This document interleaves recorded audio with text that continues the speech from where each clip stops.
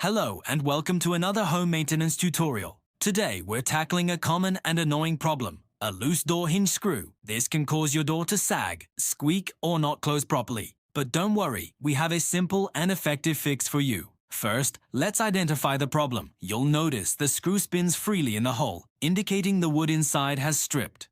This means the screw no longer has anything solid to grip onto. For this repair, you'll need a few basic items: wooden toothpicks, wood glue, a utility knife or flush-cut pliers, and a precision screwdriver that fits your hinge screws. Our first step is to prepare the hole. If there's any debris or old wood particles, gently clear them out. Now, take your wooden toothpicks. You'll want to coat them generously with wood glue. The glue acts as a bonding agent, helping the toothpicks adhere firmly to the surrounding wood and to each other.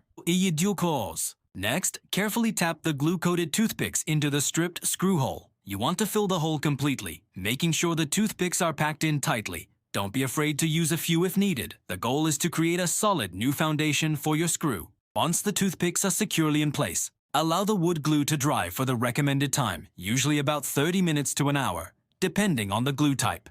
This is crucial for ensuring a strong, lasting repair. After the glue has dried, you'll likely have some excess toothpick material sticking out. Using your utility knife or flush-cut pliers, carefully trim the excess toothpicks flush with the surface of the door frame or door.